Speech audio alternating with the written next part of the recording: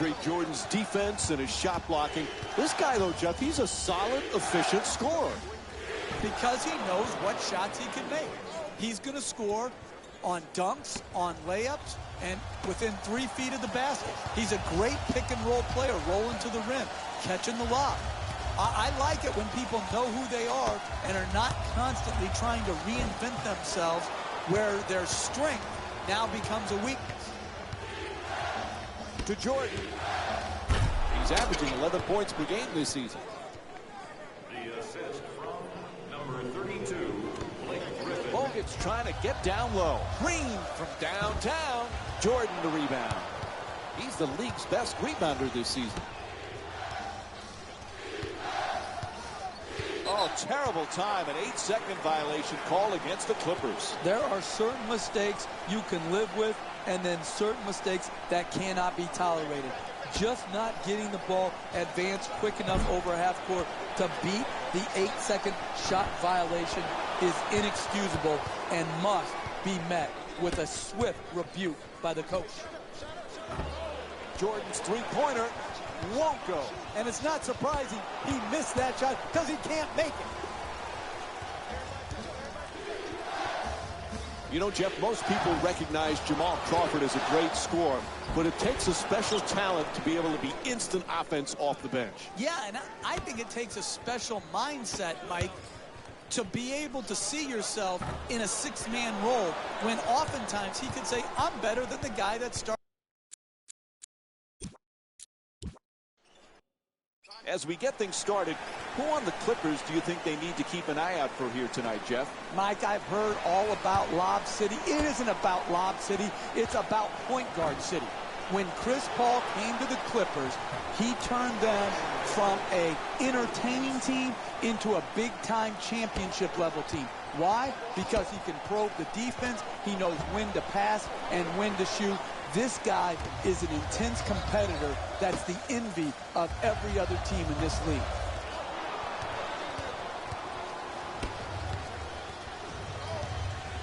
Jeff, the Clippers not only good, but so entertaining. It's a highlight package every night. Absolutely. And again, those highlights get special significance when it comes to they're in winning times now. It's one thing to make highlight reel plays in a loss. They get forgotten very quickly. But to do it in an entertaining style and win in a major market like LA, and really right now be the better team in LA, this is a terrific accomplishment for Doc Rivers and his team. Green shot from behind the arc won't go. To Paul. He's the league's best playmaker, leading all players in assists per game this season. Nice fake. Makes the defense look silly. He rattles it in. Nice work getting into the paint to finish. Green against Redick. Shoots it for two. The Warriors with the offensive rebound to keep it alive. Gets the two-pointer to go on the follow from Klay Thompson. The finish of your defense always has to be blocking out and securing the defensive rebound. Here they didn't do it. Good pursuit on the offensive board and allowed him to stick it right back in. Curry jump shot. Two-pointer won't go. Fires away. What was that? And the rebound grabbed by Green. When you see how many rebounds these teams have already combined for, the story about this game is rebounding. But the real story is neither team can make a shot. That's why the rebounding numbers are so high. This season, a huge season for Draymond Green. He was so versatile last year. Now has the big contract. Perhaps feels a little pressure that he's got to perform this year. Money Green is my new nickname for him, Mike. But he deserved it. He earned it. His play, his versatility, his competitive juice had such a huge impact on the Warriors winning. And I don't think there has to be anything to change for his formula of success. He should not feel more pressure to score, just continue to do his job and do it at a very, very high level. Ball shot too short. If this is what you're paid to do, make shots, then be a shot maker. When your opportunities arise, knock it in. Puts it up, wide open for three. Kicks it out to the corner. Thompson jump shot. That's good. Golden State is having great success in this game for one simple reason: offensive awareness. These guys are showing some great chemistry. Griffin's unable to hit the three. Poise and precision will get you a better quality shot than that. That's a bailout shot.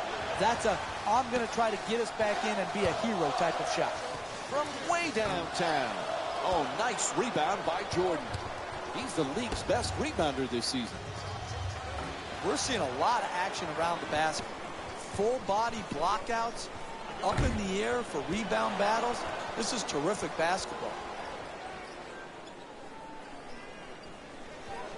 Golden State's leading Los Angeles by a score of 13-5. Barnes the jumper. Won't go. And they can't extend the lead into double figures. To Bogut. Jeff, remember when our buddy Mark was coaching the Warriors and he called Curry and Thompson the greatest shooting backcourt in the history of the game? We mocked him back then, but he might be right. Yeah, I said, there goes that fool talking again. But hey, the fool was right. The Splash Brothers are the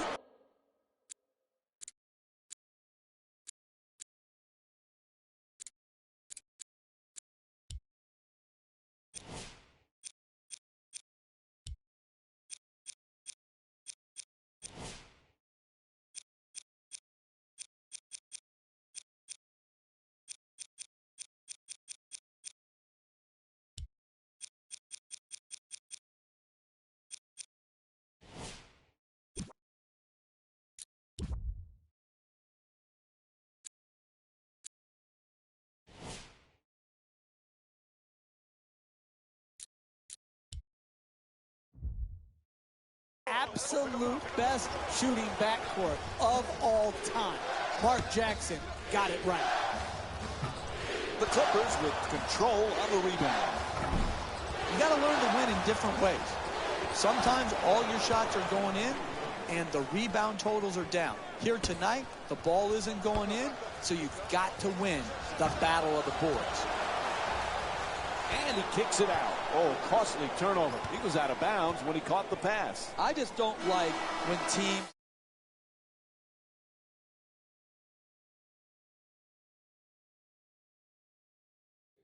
making an unforced turnover, stepping out of bounds. Puts up the Hail Mary. The Clippers with the offensive rebound for another possession. Andrew Bogut called back to the bench. Number 31.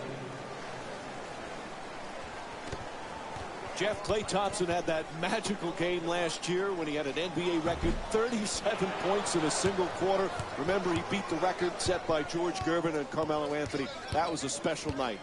It was incredible to watch. When you look back at the 9 3-point shots that he got, there was only one lucky bounce. I mean, he was so pure in that quarter. I wish I was there to enjoy it with the Oracle crowd.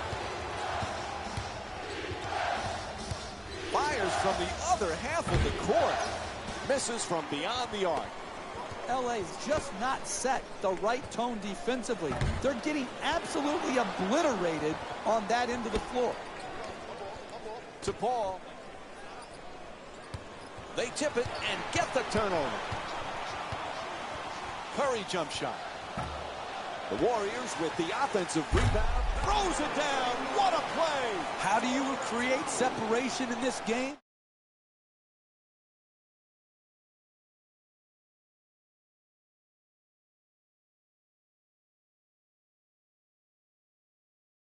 You do it by getting more shots than your opponent. Good offensive rebound, sticking it back in, second chance points. Critical in building up a quality margin. That three-pointer won't go. LA's not having the kind of offensive consistency you need to win in this league. They just can't seem to get into a rhythm. Jeff, remember we were talking about Klay Thompson's 37 points in the single quarter. Imagine if there was a three-point line when George Gervin was playing. How many would he have scored on a given night? Yeah, and I think George Gervin has a legitimate beef, Mike. He said, hey, I scored the 33 points without the benefit of the three-point line. It makes you think, do all these records need to have an asterisk next to them when you talk about the three-point line? The scoring leaders, all of these things to me have been changed and will continue to change because of the impact of the three-point shot. For the layup and a nice finish at the basket. You need guys who can make shots under duress and pressure. That was a well-defended possession, but that man stuck it even against the best defense.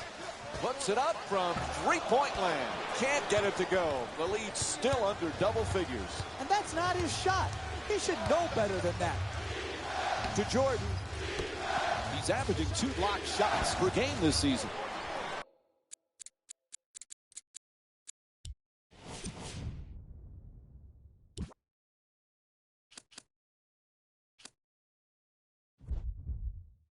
Pearson's attempt for 3. No good. And they just can't seem to get locked in from distance. There's been too many misses on wide open opportunities.